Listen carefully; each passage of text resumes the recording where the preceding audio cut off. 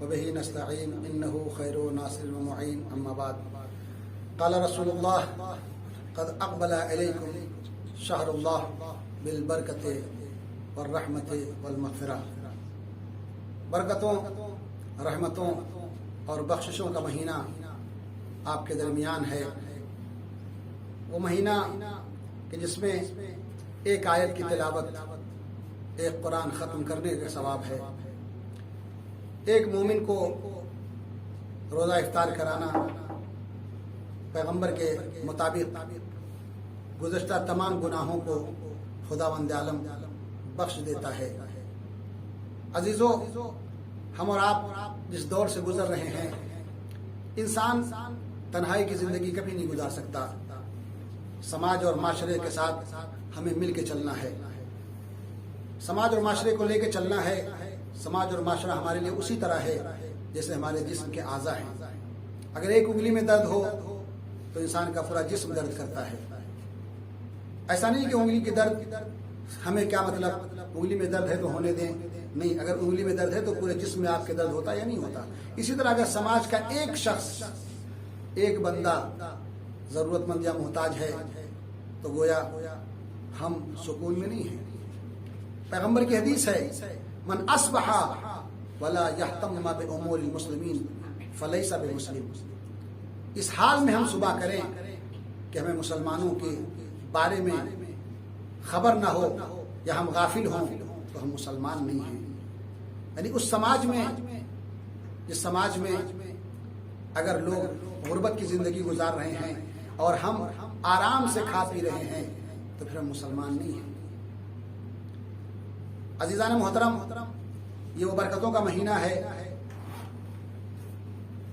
کہ جس میں ہم اور آپ جتنا ہو سکے، اس کی مثال بالکل اسی طرح ہے جیسے کہیں پہ ایک دسترخوان لگا ہو. اس مہینے کی مثال دیکھیے کہ جیسے کہیں دسترخوان لگا ہو اور اس دسترخوان کے اوپر ہر طرح کی غذائیں موجود ہوں.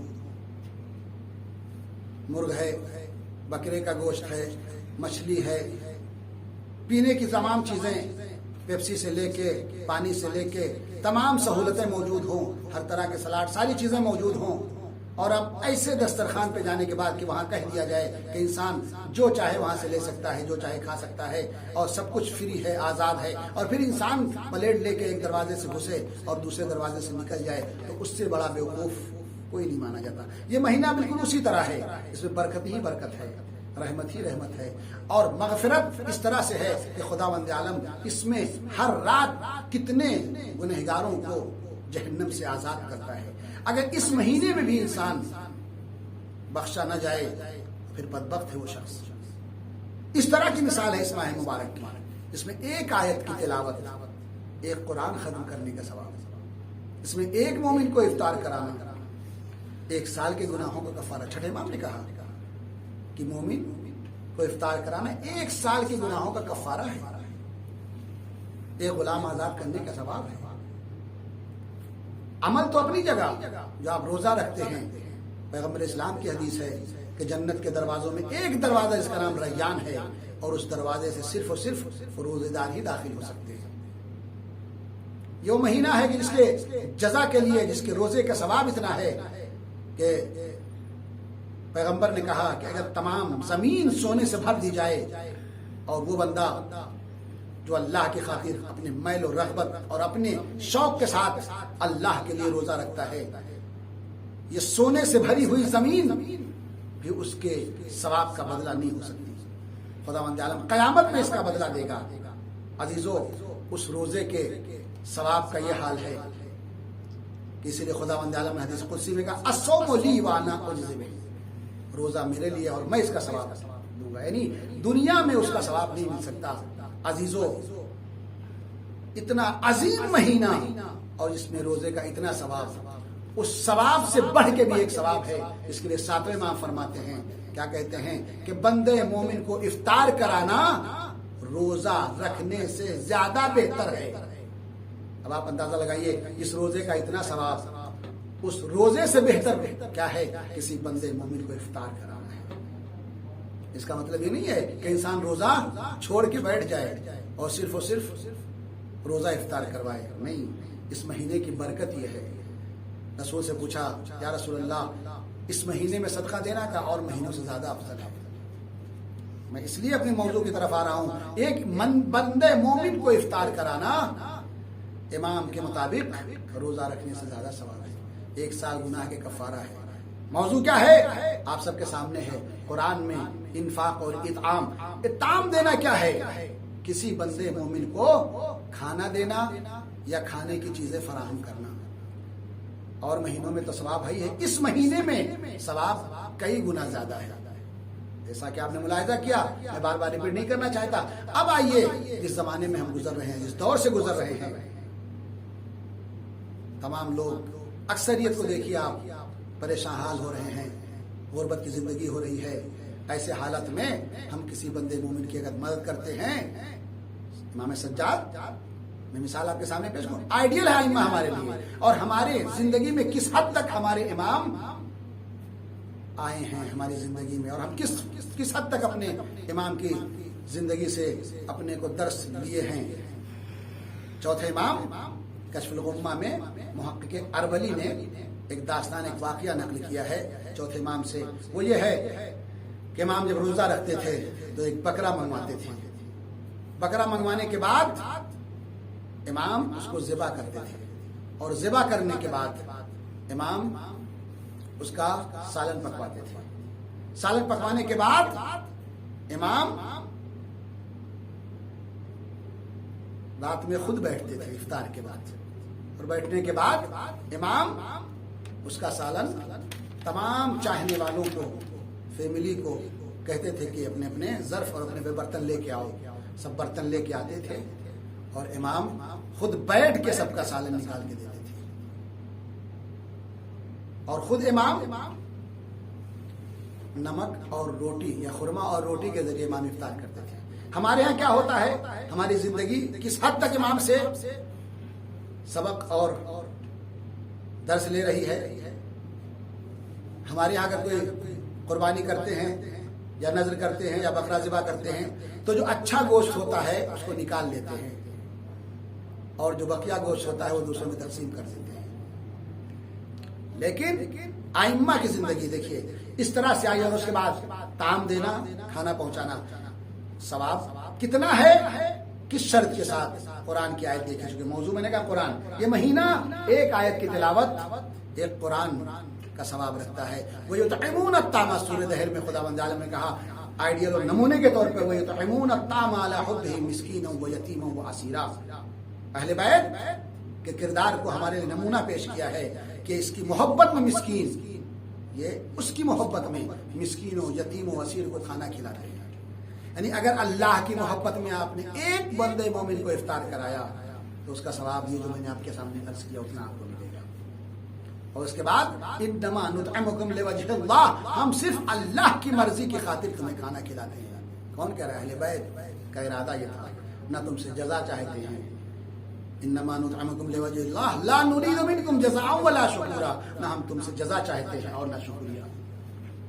ہم اور آپ کیا ہے, آج ہمارے سماج میں اگر کسی غریب کو کھانا یا کوئی غلہ دیا جاتا ہے تو پہلے فوٹو کھینچایا جاتا ہے. ایک نہیں 10 لوگ کہ غریب ویسے شرمندہ ہو کے سر جھکا لیتا ہے. عزیزو, یہ ہے طعام دینے کا ثواب, اور خاص کر اس مہینے میں اور پھر اس زمانے میں اس دور سے ہم گزر رہے ہیں. اور آئیے خداوند عالم نے کتنی فضیلت رکھی ہے اس مہینے میں بندے مومن کو طعام دینے کے لیے, اور اگر کوئی اس پہ عمل نہیں کرتا ہے تو اس کی سزا کیا ہے.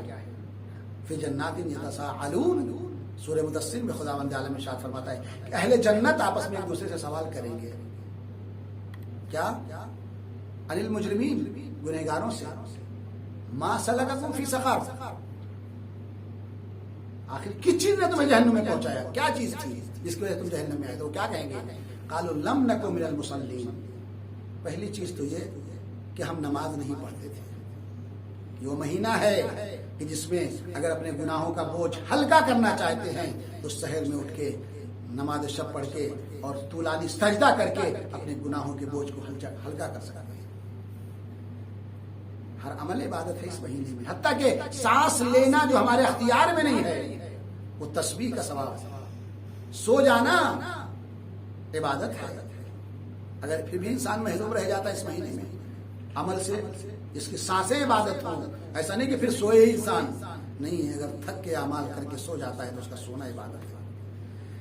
میں عرض یہ کر رہا تھا کہ پھر اہل جنت گنہگاروں سے پوچھتے ہیں جہنم میں کیا وجہ، کس چیز نے تمہیں جہنم میں پہنچایا؟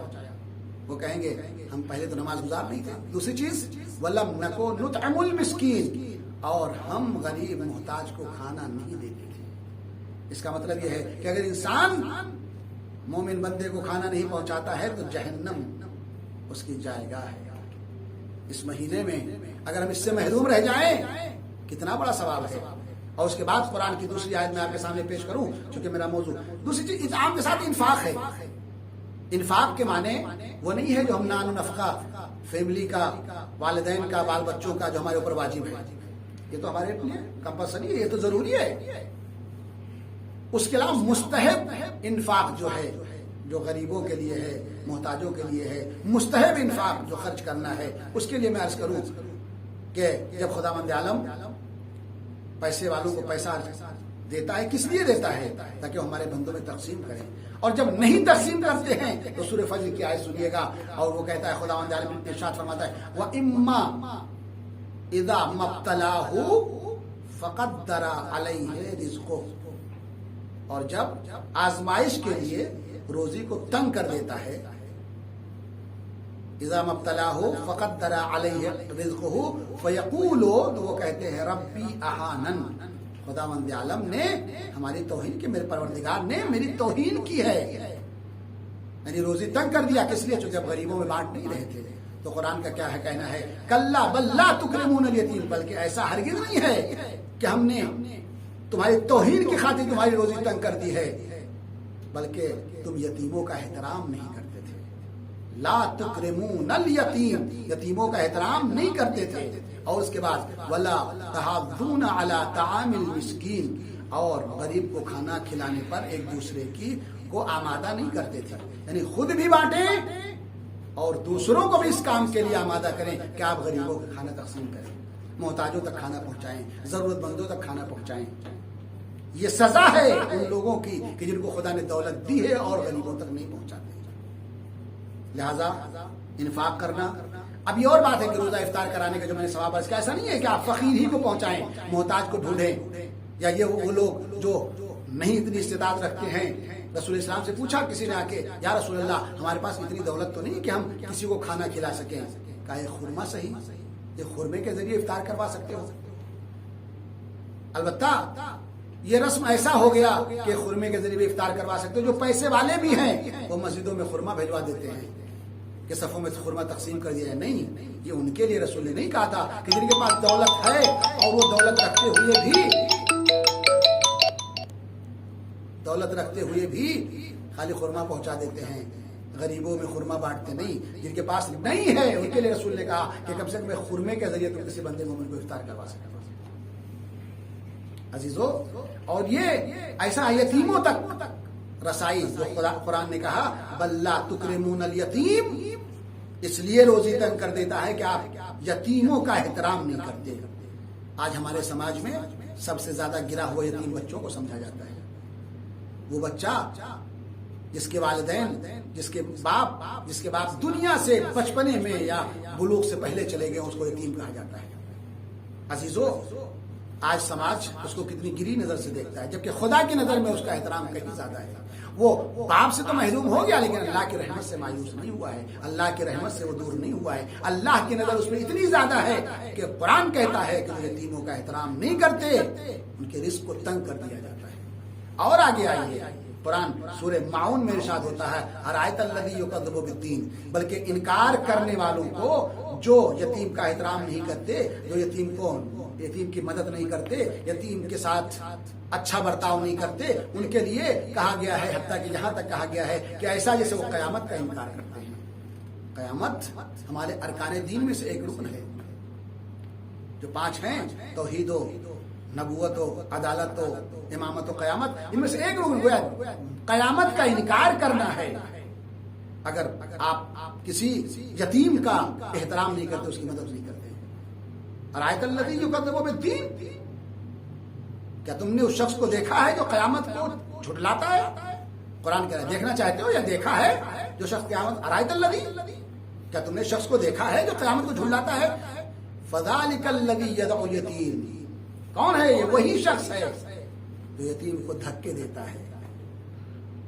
جاہلیت میں یہی تھا، پہلے اسلام لانے سے پہلے لوگ یتیموں کا احترام نہیں کرتے تھے، ان کا مال ہڑپ کر جاتے تھے اور کھا لیتے تھے۔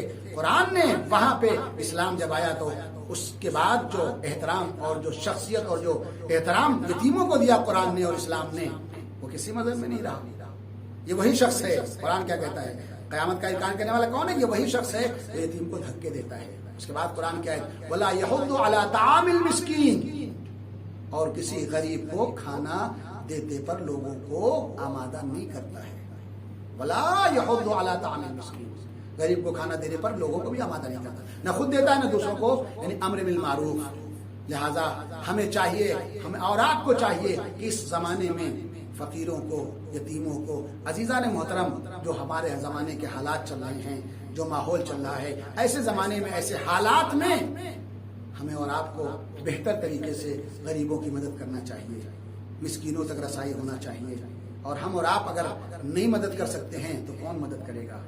ہمارا سماج۔ اور اگر ہم مسلمانوں کے امور سے غافل ہیں تو رسول کی نظر سے فلیس بمسلم، ہم مسلمان نہیں ہیں۔ لہذا ہم اور آپ کو چاہیے کہ ان حالات میں، اس زمانے میں اپنے برادران مومن کی مدد کریں اور ان کے لیے طعام اور غذا فراہم کریں، کم سے کم روزہ افطار کرائیں۔ روزہ افطار کرانے کا ایسا نہیں کہ فقیر ہی تلاش کریں، اپنے رشتہ داروں کو، اپنے چاہنے والوں کو، اپنے دوستوں کو۔ ہاں اگر غریب مل جاتا ہے، محتاج مل جاتا ہے اور اس کے اوپر انفاق کرتے ہیں اور روزے اس کا افطار کرواتے ہیں تو یہ دونوں ثواب ملتا ہے، اور نہیں خود روزہ افطار کرانے کا ثواب رشتہ داروں کو، چاہنے والوں کو، دوستوں کو، اس سے محبت بھی بڑھتی ہے اور اس سے روزے کا افطار کرانے کا ثواب ملتا ہے۔ وآخر دعوانا ان الحمد للہ۔